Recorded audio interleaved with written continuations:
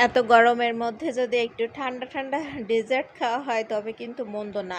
আর তো আরেকটা কথা, এখন তো আমের সিজন, তাই না? পাকা আমের সিজনে যদি একটা আমের ডেজার্ট না খাওয়া হয় তবে কিন্তু আফসোস করতে হবে। হ্যালো এভরিওয়ান, আসসালামু আলাইকুম। কেমন আছেন সবাই? Welcome back to my channel. যারা আমার চ্যানেলে সাবস্ক্রাইব করে রেখেছেন তাদেরকে অসংখ্য ধন্যবাদ, এবং যারা এখনও সাবস্ক্রাইব করেননি দ্রুত সাবস্ক্রাইব করে নেন আর চ্যানেলটা বেশি বেশি করে শেয়ার করে দেন। ভিডিওটা শেয়ার করে দিলে অন্যরাও এই ডেজার্টটি তৈরি করে খেয়ে নিতে পারবে।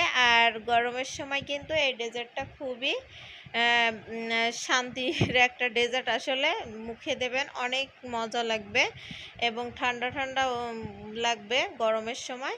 তো বাসায় তৈরি করে নিতে পারেন। তা কথা না বাড়িয়ে আমি আজকে শুরু করব ডেজার্টটি তৈরি করা। তো আমি এখানে 1 কাপ পরিমাণ সুজি নিয়েছি। আপনারা চাইলে এখানে হাফ কাপ পরিমাণ সুজি নিতে পারেন। তো সুজিটা আমি ফ্রেশ করে ধুয়ে এখানে 10 মিনিট বা 20 মিনিটের জন্য ভিজিয়ে রেখে দেবেন। তো তারপরে আমি কড়াইয়ে একটা কড়াই নিয়ে নিলাম, সুজিটা দিয়ে দিলাম আর দুধ দিয়ে দিলাম।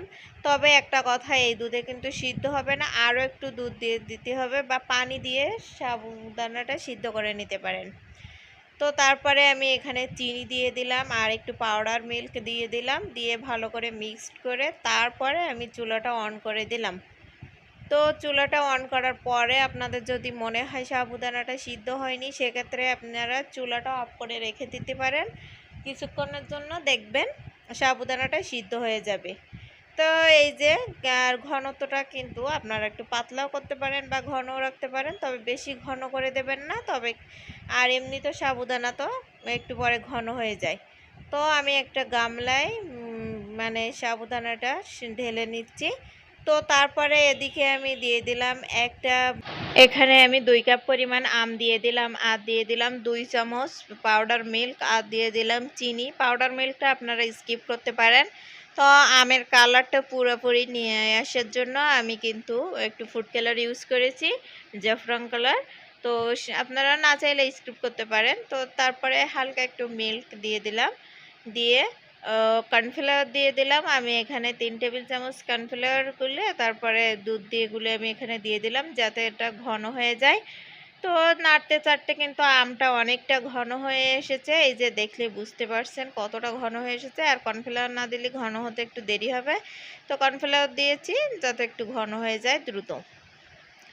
তো তারপরে আমি যে সাবুদানার উপরে এই যে সুন্দর করে গোল গোল করে আর কি চারকাটা দিয়ে দিচ্ছি আমের এই যে জেলিটা। তো দেওয়ার পরে এই যে দেখেন আমি সবগুলো দিয়েছি। আর এই যে আমার কিন্তু 2 পাত্র, মানে এই বাটির কিন্তু 2 পাত্রই কিন্তু হয়েছে 1 কাপে। তো আপনারা চাইলে হাফ কাপ সাবুদানা দিয়ে করতে পারেন। তো আম আমি পিসেস করে ছোট ছোট করে কেটে তো আমগুলো উপরে দিয়ে দিলাম। আর এটা কিন্তু পারফেক্ট একটা ডেজার্ট হয়ে গেছে।